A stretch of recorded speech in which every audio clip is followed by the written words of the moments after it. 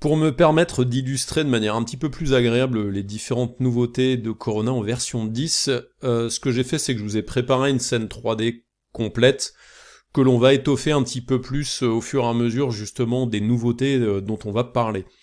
Pour ça, ce que vous pouvez faire, c'est aller dans les fichiers de travail, donc dans 3ds Max, je fais File, Open, et vous allez dans le dossier des fichiers de travail que potentiellement vous pouvez télécharger sur tuto.com, dézippez-les bien entendu, et ensuite dans ce dossier-là, vous avez une arborescence 3ds Max classique, dans lequel les scènes 3ds Max vont se trouver, donc dans le dossier scène, et pour ce qui est des textures et autres éléments, vous les trouverez dans Images.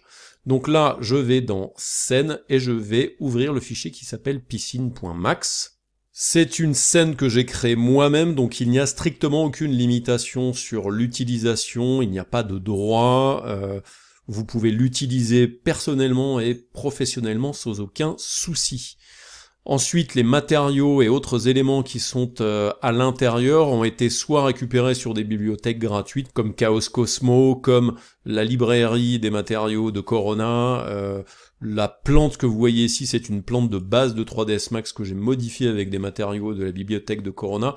Donc véritablement, tout ce qui est à l'intérieur est disponible gratuitement sans aucune limitation, et j'insiste à nouveau là-dessus. Alors la scène n'est pas monstrueuse, hein, c'est quelque chose que j'ai réalisé au départ, la première fois que je l'ai faite, c'était pour un cours pour des designs d'espace, des élèves à moi, et du coup c'est une scène qui va nous permettre tout au long de cette formation-là, d'aller voir ces nouveautés de Corona numéro 10. Et on va commencer avec la première, qui va être s'occuper des nouveautés concernant les decals. Donc vous allez sélectionner la partie basse de la piscine, faire un clic droit, faire un Hide Unselected. On aurait pu faire une isolation, ou on aurait pu ouvrir ici l'explorateur de scène pour aller peut-être cacher des choses, etc. etc. Mais bon, globalement, tout ce que l'on va faire là, ça fonctionnera très bien comme ça. Donc là en l'occurrence on a un matériau au fond de la piscine qui est vraiment très très basique, et moi ce que j'aimerais c'est changer le matériau et mettre plutôt un matériau de type petit carreau de piscine un petit peu bleuté, et dans les matériaux de Chaos il me semble qu'il y en a un, donc on va le remplacer de cette manière là. Je vais juste avant toute chose ouvrir l'éditeur de matériaux pour que vous voyez un petit peu ce qui s'y passe à l'intérieur. Donc dans l'éditeur de matériaux vous avez normalement tous les matériaux de la scène qui sont déjà développés. Et du coup, il y a le matériau du sol ici qui va nous être utile, que l'on va devoir modifier, puisque on va devoir lui modifier en fait l'intérieur de la piscine, qui est donc ce matériau-là. Donc, première chose que vous allez faire, c'est que vous allez ouvrir Chaos Cosmo. Donc je vais venir ici sur l'icône de Chaos Cosmo, je vais venir cliquer sur cette icône, ça me permet d'ouvrir Chaos Cosmo, et dans Chaos Cosmo, je vous le rappelle, il faut déjà que vous soyez connecté, donc moi je suis connecté à mon compte, je vais aller dans Material. Dans Material, je vais aller chercher quelque chose comme Tiles.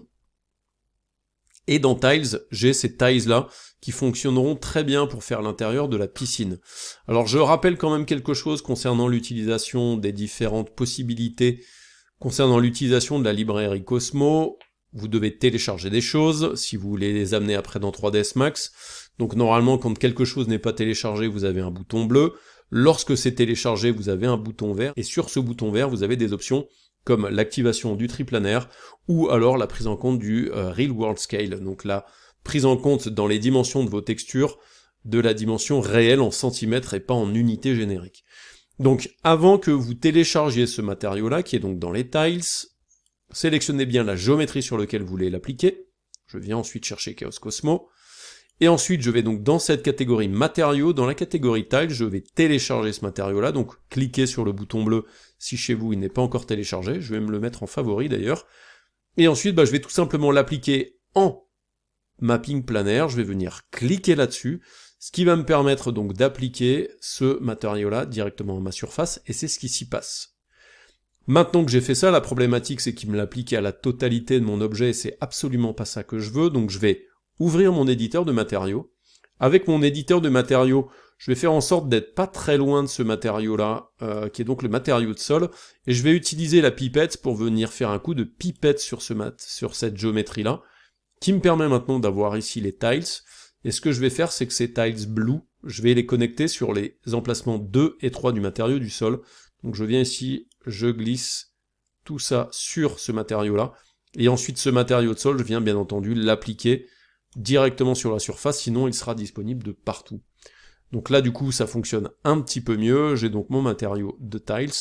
Alors après il y a des zones dans lesquelles voilà, le matériau apparaît à des endroits où j'aimerais pas forcément qu'il apparaisse. Notamment, vous voyez, en fait, à l'intérieur des rigoles, je sais pas si c'est pertinent que ce soit là-dedans. Je vais le laisser là-dedans. Je vais juste lui demander de re-ranger les choses de cette manière-là. Et du coup, là, j'ai mon matériau de tiles qui est présent ici. Si, par exemple, alors du coup, je vais faire un petit rendu ici dans un coin pour que l'on puisse voir un peu ce que ça donne. Je vais faire... alors, pas en vue de caméra, je vais vraiment me mettre en vue de haut ici, comme ça, pour voir ce que ça donne. Je vais taper sur le rendu interactif pour que l'on voit ce que ça donne. Je voudrais véritablement voir quelle est la dimension des carreaux, s'ils sont pas trop petits ou pas trop grands, justement. Comme ça me permettra de pouvoir le redimensionner éventuellement avec le triplanaire s'il le faut. La dimension des carreaux a l'air correcte, donc je vais rester avec quelque chose comme ça. Je vais peut-être les faire un petit peu plus grands. Je vais donc aller dans l'éditeur de matériaux. Et là donc j'ai le triplanaire qui est sur une échelle de 44 cm, donc je vais lui mettre 80, je vais lui mettre le double. Et donc du coup venez sur chacun des triplanaires de ce matériau là, donc le blue ici. Je vais venir sur ce triplanaire là, je vais lui mettre 80 aussi. Ça me fera des carreaux un petit peu plus grands.